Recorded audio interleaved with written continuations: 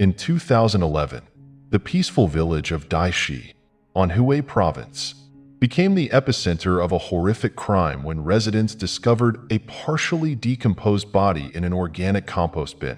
Who was the victim, and who committed this brutal act?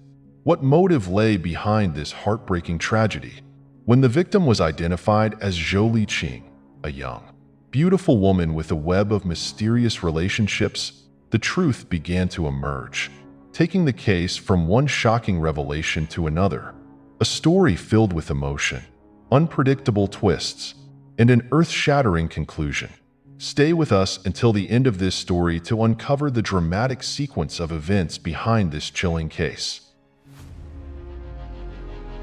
The haunting discovery in a chrysanthemum field. On the morning of November 15, 2011, in the chrysanthemum fields of Dai Xi Village, Huanghua County, Anhui Province, the cold air of winter blanketed the region. The once vibrant fields, golden during the summer, were now barren, with only dry stalks remaining after the harvest ended in late September. After a long rest, villagers returned to the fields to prepare for the next planting season. They were busy clearing away the old stalks, removing organic waste, and tilling the soil for spring chrysanthemums. While everyone was engrossed in their work, Lu Zhengying, a farmer, noticed a strong, foul odor emanating from the edge of the forest. Drawn by curiosity, she approached and found an organic compost bin hidden under some bushes. Such bins were commonly used by the villagers to compost organic waste and enrich the soil. However, the stench from this particular bin made her uneasy. After some hesitation, she decided to open the lid and investigate. The moment the lid was lifted, a wave of nausea hit her. What she saw inside was even more horrifying. A partially decomposed female body at the bottom of the bin, concealed beneath layers of organic waste. The state of decomposition made it impossible to identify the victim. Overwhelmed with fear and panic, Lu Zhengying stumbled backward, her mind blank. She shouted for help, and when others arrived, they too were stunned. The once lively atmosphere of the field turned grim and silent. The group of farmers, deeply shaken by the gruesome discovery, immediately called the police. Law enforcement advised the caller to ensure that no one touched the compost bin containing the body, as this could destroy crucial evidence. By 8 a.m. that same day, police arrived at the chrysanthemum field, where the compost bin lay hidden at the forest's edge. A crowd of curious villagers had gathered, watching the investigators' every move with anxious eyes. The atmosphere grew tense and quiet as the police cordoned off the area and set up barriers to secure the scene. The body was discovered at the edge of a vast chrysanthemum field, nearly 1 kilometer from the village center. It was a remote area rarely visited, where villagers typically composted organic material for the next planting season. Surrounding the compost bin were bushes and dry chrysanthemum stalks left after the recent harvest, creating a desolate, barren setting. The bin itself was an upright container made of green plastic, weathered and stained with yellowish marks, suggesting frequent use over many planting seasons. It stood approximately 1.5 meters tall and was wide enough to hold typical organic waste. The lid, slightly ajar and scratched, appeared old and worn. The bin's body showed signs of abrasion, revealing a lighter layer of plastic underneath. Forensic examination and initial police findings. The forensic team carefully removed the body from the compost bin to avoid disturbing any potential evidence. Upon extraction, it was immediately apparent that the body was in an advanced state of decomposition. The skin had turned a grayish-purple hue, typical of necrosis, with areas peeling away to reveal underlying tissue in a soft, mushy state. Soft parts of the body, such as the face, chest, and abdomen, had collapsed and lost their original structure due to natural decomposition. A strong, putrid odor characteristic of decaying tissue in the active decomposition phase permeated the area around the bin, being sealed inside the bin. The high temperature and humidity accelerated the decomposition process, causing the skin to discolor rapidly and the soft tissue to disintegrate. Layers of tissue had partially broken down, creating small fissures through which decomposition gases had escaped. The warm environment also promoted rapid insect activity. Flies had laid eggs in exposed areas such as the eyes, mouth, and skin cracks. The fly eggs had hatched into larvae and completed their life cycle over approximately 3 to 4 weeks, maturing into pupae and eventually adult flies. The forensic team noted that most larvae had transitioned to the pupal stage, with only a few young flies still present in minor cracks on the body. Based on this evidence, they concluded that the body had been in the bin for at least 1 month. The victim was identified as a woman of medium build, standing approximately 1.58 to 1.62 meters tall. Her hair was long, reaching past her back, lightly curled, and dyed light brown, though it showed signs of neglect. The roots, which had grown out naturally, measured 10 to 15 centimeters in length. The victim's clothing included a thin, faded purple sweater that had absorbed moisture from the sealed bin environment. She also wore a light brown skirt reaching her knees, appropriate for the cool autumn or early winter weather. On her feet were simple black sneakers with traces of mud on the tips. Around her neck, she wore a small silver necklace, tarnished over time, with an oval-shaped blue stone set in the center. Her fingernails were painted red, but the polish had dulled, with some areas chipping away to reveal the natural nail underneath. The nails were well-maintained and relatively long, suggesting that the victim either worked in a field that did not require manual labor or took care to maintain her appearance. The victim was fully clothed, including undergarments, with no signs of sexual assault. However, she had sustained a severe injury to the back of her head. The wound was a deep indentation approximately 5 centimeters in diameter, causing the skin and soft tissue in the area to cave inward, leaving a distinct depression. Dried blood around the wound had formed dark brown patches, indicating significant trauma from a forceful blow. The nature of the injury suggested the victim had been struck from behind, likely with a blunt object such as a wooden club or another hard implement. Investigators noted that such injuries are typically caused by powerful strikes with a heavy object. This indicated the violent nature of the crime and suggested that the perpetrator had premeditated the attack by preparing a weapon in advance. With no evidence of sexual assault, the motive was unlikely to be sexual in nature. Instead, the crime appeared to stem from personal conflict or a dispute within a relationship. Although the victim's face had undergone significant decomposition, some identifiable features remained. She had high, slender cheekbones and well-defined eyebrows, which, despite fading, retained a visible shape and color. However, local residents who were present at the scene were unable to recognize the victim, complicating the investigation and delaying identification. The victim's identity and final moments. Investigators, along with forensic experts, conducted a thorough search of the area surrounding the compost bin where the body was discovered. However, no significant evidence or suspicious items were found. After completing the initial autopsy, the body was transported to the forensic lab for more detailed analysis. The examination revealed that the victim's body was relatively well preserved, with no signs of excessive aging, suggesting she was still fairly young. The stable jaw and dental development indicated the victim was likely between 25 and 35 years old.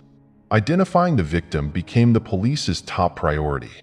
They reviewed local missing persons reports and carefully analyzed each case. In the past 2 months, Huanghua County had recorded 2 missing women, but only one matched the victim's age range: Zhou Li Qing, a 28-year-old. Zhou Li Qing worked at a local fashion store and was known for her passion for beauty and active social life. Her family reported her missing on October 16th. after she failed to return home from a late shift the night before. The description provided by her family closely matched the victim in terms of age, height, and appearance.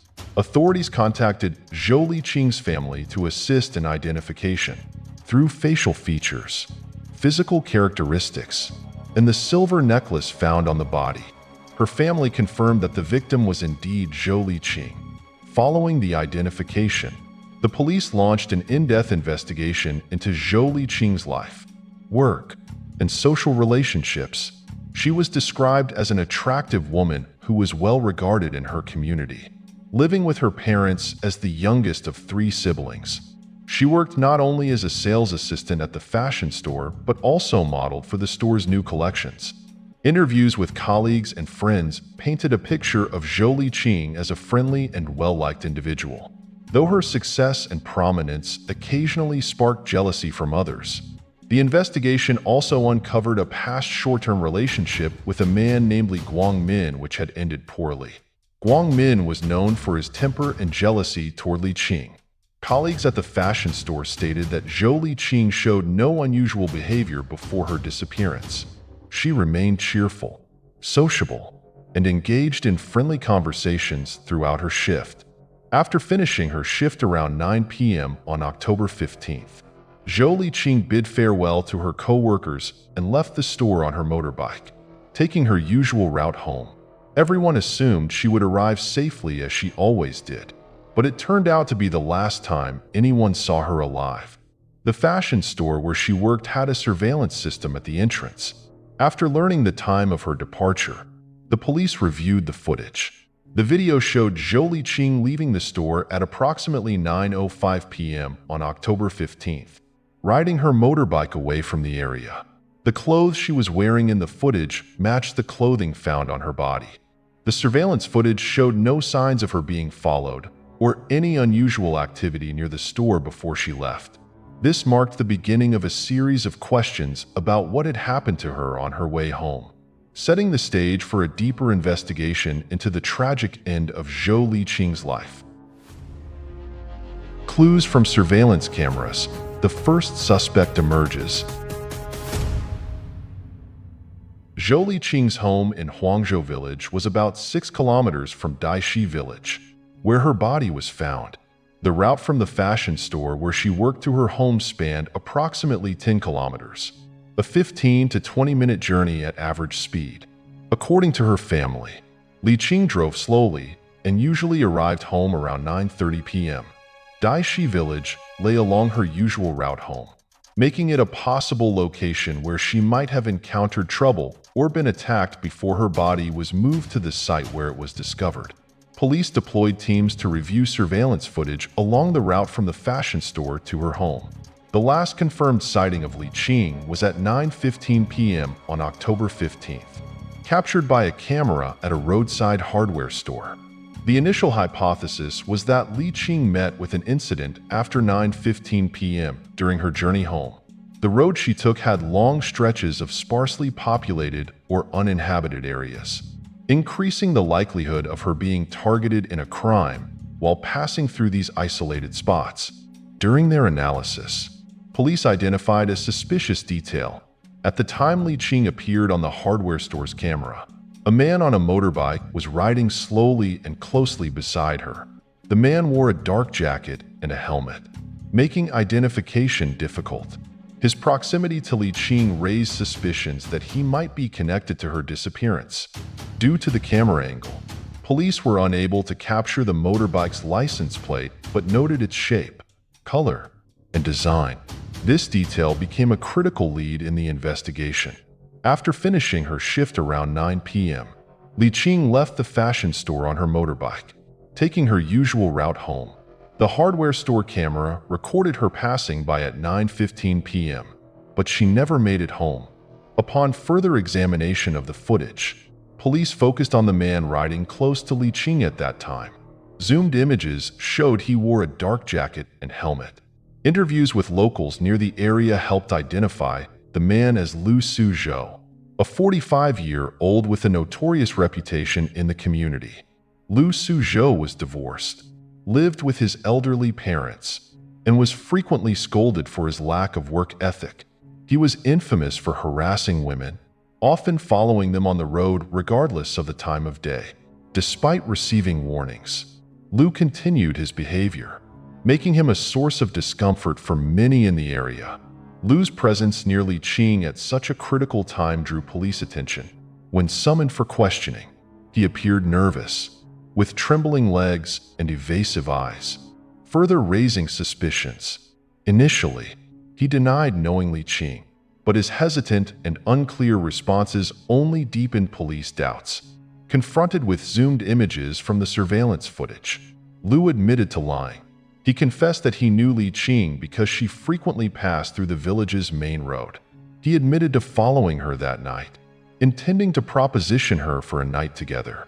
When Li Qing refused and threatened to scream, Lu persisted in trailing her briefly, but stopped when he noticed a group of young men standing at a crossroads. Lu claimed he lost sight of Li Qing after that and had no knowledge of what happened to her. Police noted inconsistencies in Lu's statements and found them unconvincing.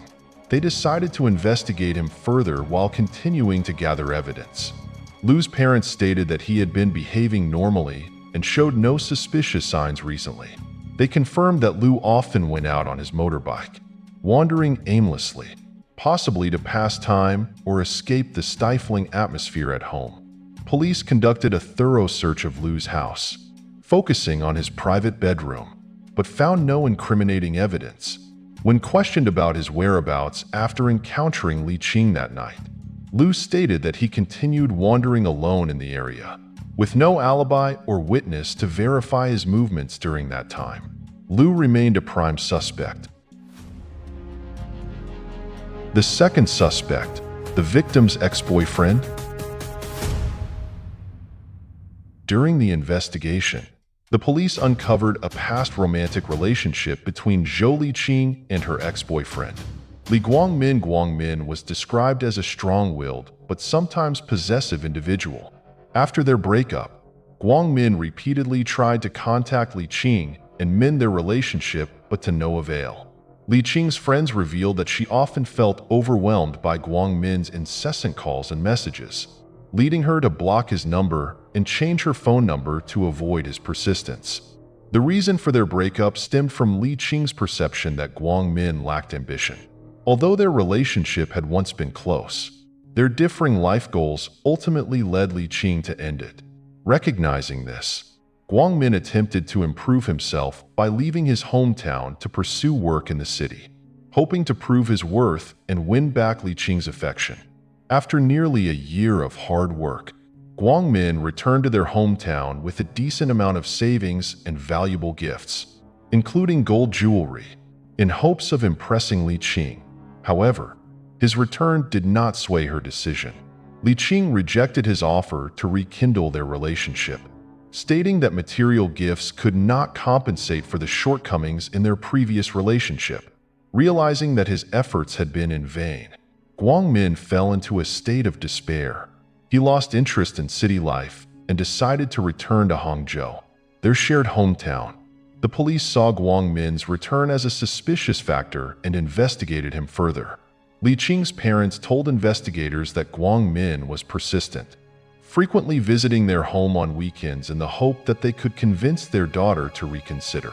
Despite his efforts, Li Qing remained resolute in her decision, asserting that the breakup was final and she had no intention of reconciling with him. During questioning, Guangmin admitted that he still had deep feelings for Li Qing and had never given up hope. He emphasized that his visits to her home were solely to persuade her, believing that his sincerity might eventually change her mind. Guangmin claimed he loved her too much to harm her and denied any involvement in her disappearance or death. The police pressed further, probing Guangmin's feelings after Li Qing's final rejection and his actions during the time frame of her disappearance. However, Guangmin's parents were unable to confirm his whereabouts on the night in question. The absence of direct evidence at the crime scene where Li Qing's body was found added to the challenges of the case. Although the police gathered suspicious elements regarding two individuals, Lu Suzhou, the man seen following Li Qing on the night she disappeared, and Li Guangmin, her ex-boyfriend who still harbored strong feelings for her, both denied involvement in her murder. With no concrete evidence to implicate either suspect, the investigation faced significant hurdles. A new lead: the mystery of the phone number frequently contacting the victim. Information from Zhou Li Qing's co-workers at the fashion store revealed a new direction in the investigation. According to their accounts, shortly before her disappearance, Li Qing exhibited unusual behavior. Known for her varied and sometimes bold fashion choices, she had recently begun wearing more conservative outfits, opting for long-sleeved and high-collared clothing. Some colleagues also overheard her complaining about body aches, leading them to suspect that she might have been experiencing health issues or dealing with something out of the ordinary. Statements from her family added another layer of insight into Li Qing's personal life. On her days off, she often went out early in the morning and returned late at night. When her parents asked, she would simply say she was meeting friends. Knowing her outgoing personality and wide social circle, her family didn't question her activities, but often reminded her to return home early for her safety. This prompted the police to wonder whether her outings were indeed just friendly meetings, or if she was involved in something more complicated or secretive. To further investigate, the police reviewed Li Qing's telecommunications records. The report revealed a significant detail. In the days leading up to her disappearance, she had been in frequent contact with a phone number ending in 322. The data showed a high volume of calls between this number and Li Qing, with many of the calls lasting for extended periods. The telecom provider confirmed that the number was associated with an unregistered burner SIM card, making it challenging to trace the owner. Without a registered identity, the police were unable to immediately determine who was using the number. However, the frequent and lengthy communications suggested a close relationship or an important matter being discussed between the user of this number and Li Qing. Attempts to contact the number were unsuccessful, as it was no longer in service. The phone might have been turned off or the SIM card discarded. Unable to directly track the number, the police turned their attention to Li Qing's personal belongings, deciding to search her private room for potential clues. The investigation took a crucial turn as they prepared to delve deeper into her personal life, hoping to uncover more about the mysterious phone number and its connection to her tragic fate. Turning point in the case: shocking revelations from a diary. During the latest search, police discovered a meticulously hidden diary in Zhou Li Qing's wardrobe. The diary was relatively new, filled with neat handwriting that detailed her emotions and activities shared with an unnamed man. The entries indicated that their relationship had been ongoing for a significant period. Li Qing documented their shopping trips, movie dates, and even intimate moments spent together in hotels. Notably, she described the man's bold sexual behavior, which at times affected her physically. Though she wrote about trying to adapt, the diary did not reveal the man's identity, referring to him only as he, leaving both the police and her family unable to deduce the identity of this mysterious figure. One striking detail in the diary was Li Qing's mention of guilt toward those around her. This suggested she may have been entangled in a complex and possibly troubling romantic relationship, potentially influencing her decisions leading up to her disappearance. Li Qing also mentioned the Tian Ma Hotel, where she and the man frequently met. The last recorded meeting at this location was on October 7th, a week before she disappeared. Acting on this lead, police immediately headed to the hotel to investigate. At the Tian Ma Hotel, the receptionist confirmed recognizing Zhou Li Qing as a frequent guest who often arrived with an older man significantly her senior. Police obtained surveillance footage and customer records from the hotel. According to the records, the room booked on October 7th was under the name of the man accompanying her, Zhang Wenkai, a 55-year-old. The name Zhang Wenkai shocked Li Qing's family, as he was none other than her uncle by marriage, her aunt's husband, Zhou Zhen. The revelation that Li Qing and her uncle had been meeting at a hotel raised confusion and suspicion among her family members. The hotel staff corroborated the diary's accounts, stating that Zhang Wenkai and Li Qing displayed overt affection during their visits. They often exchanged loving glances, laughed together, and exhibited intimate gestures, resembling a romantic couple rather than an uncle-niece relationship. This discovery added a deeply unsettling layer to the case, forcing investigators to re-examine Zhang Wenkai's connection to Li Qing and his potential involvement in her tragic demise. The suspect's testimony, exposing a forbidden relationship. The police conducted a thorough interrogation of Zhang Wenkai.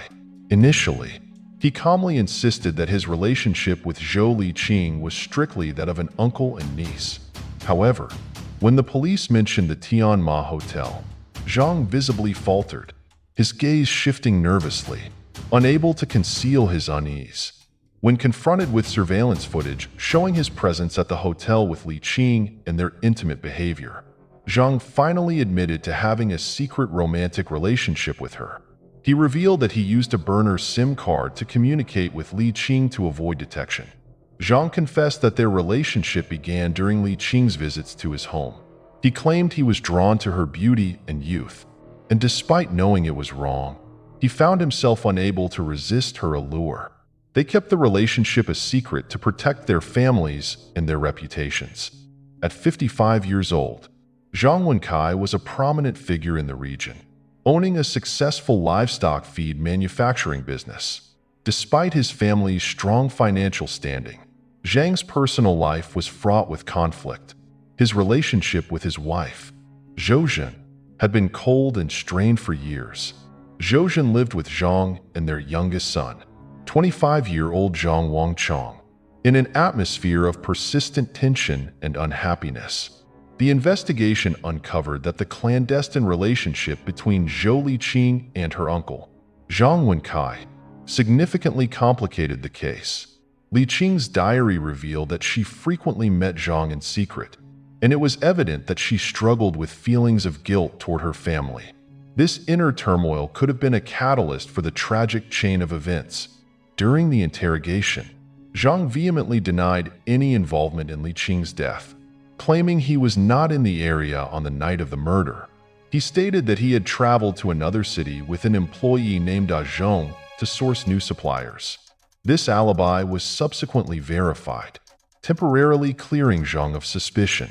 The focus of the investigation then shifted to Zhou, Zhang's wife. It was possible that she had discovered the illicit relationship between her husband and her niece.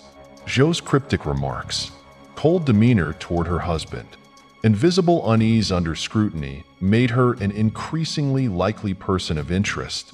As police delved deeper into Zhou Zhan's actions and possible motives, the case took on a new dimension, raising questions about whether jealousy, betrayal, or family tensions had played a role in Zhou Li Qing's untimely death.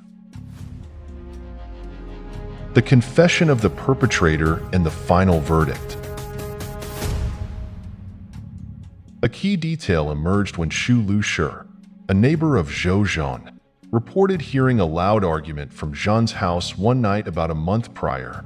The commotion involved two women and was accompanied by the sound of furniture being overturned. When she inquired the next morning, Zhan dismissed it as a quarrel with her husband.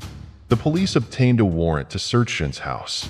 In a long-locked storage room, they discovered a motorbike belonging to the victim, Zhou Li Qing.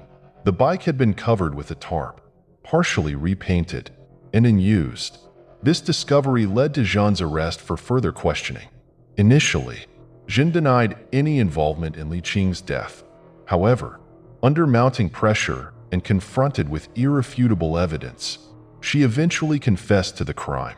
According to Zhan, she had always adored her niece, Zhou Li Qing, treating her like her own daughter since childhood. As a childless woman, she showered Li Qing with love, often taking her shopping and encouraging her to embrace modern styles that boosted her confidence.